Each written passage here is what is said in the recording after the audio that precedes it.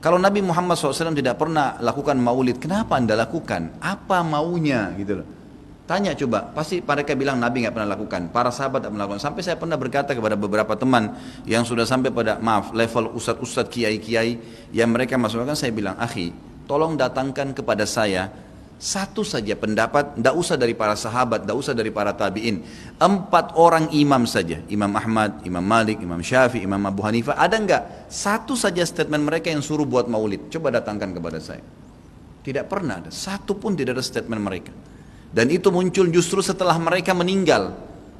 Imam Abu Hanifah meninggal tahun 150 Hijriah, Imam Malik meninggal 179 Hijriah, Imam Syafi'i meninggal 204, Imam Ahmad meninggal 240 Hijriah. Itu munculnya maulid di tahun pas Imam Ahmad terakhir tuh, 10 tahun sebelum meninggal, 230 Hijriah, oleh orang-orang Syiah yang ada di Mesir. Itu mereka lakukan. Karena mereka mau mencontohi ya, yang dilakukan oleh orang-orang Nasrani merayakan hari lahirnya Nabi Isa alaihissalam. Banyak orang bilang ini kan cuma untuk syiar. Syiar akhi, sampaikan sejarah Nabi Muhammad SAW. Sampaikan majelis ilmu, bukan dengan membuat-buat yang Nabi kita tidak lakukan, gitu kan? Saya sudah kasih contoh tadi di perusahaan, walaupun kita dekat dengan seseorang pimpinan perusahaan pun, tidak mungkin kita bisa melanggar apa yang dia inginkan. Harus mengikuti apa yang dia titahkan, gitu kan? Seperti itulah memahaminya. Dan segala macam jenis-jenis perbuatan saya tidak rinci satu persatu teman-teman sekalian. Saya sarankan, jadikanlah Nabi Muhammad SAW betul-betul sebagai kiai Anda. Kalau mau kerjakan sesuatu, tanya, Nabi Muhammad SAW kerjain enggak? Kalau enggak, cukup. Kita enggak lebih pintar dari Nabi SAW, teman-teman. Dan beliau diutus untuk dicontohi. Yang diperintahkan saja sudah padat, sudah banyak. Untuk apa buat-buat lagi?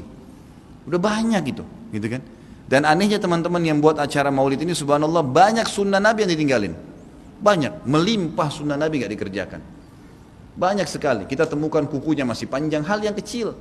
Istrinya belum pakai jilbab, dia masih belum datang ke masjid sholat 5 waktu, banyak. Rame-ramein aja pada saat acara itu saja, itu pun tidak ngerti apa itu acara. Datang baca salawat, berdiri tengah-tengah, padahal dianggap ruhnya Nabi SAW sedang lewat tuh. Itu keyakinan mereka itu. Coba tanyain gitu kan, memang sudah begitu. Jadi tidak cukup dengan kata-kata baik. Mohon maaf, saya katakan ini dengan teman-teman yang melakukan perbuatan-perbuatan yang Nabi SAW tidak perintahkan. Anda sama saja sedang mengatakan, maaf Rasulullah, saya lebih ngerti daripada Anda. Nabi SAW tidak perintahin kita kerjain, jadi kita lebih ngerti dong dari Nabi, gitu kan? Padahal kita disuruh menjadikan Nabi Muhammad SAW sebagai suri tauladan. Yang disuruh saja, jangan tambah-tambah, cukup. Dan yang tidak dicontohkan sama, jangan juga dilakukan. Karena Nabi SAW bukan orang yang tidak tahu, orang yang tahu, semua dipandu kan. Berarti di sini masuk dalam mengerjakan apa yang diperintahkan, meninggalkan apa yang dilarang dan yang tidak dicontohkan. Karena di sini dilarang itu bisa Nabi SAW larang, atau Nabi SAW sengaja tidak lakukan untuk menunjukkan kalau itu tidak boleh. Kan seperti itu. Semoga Allah berikan hidayah.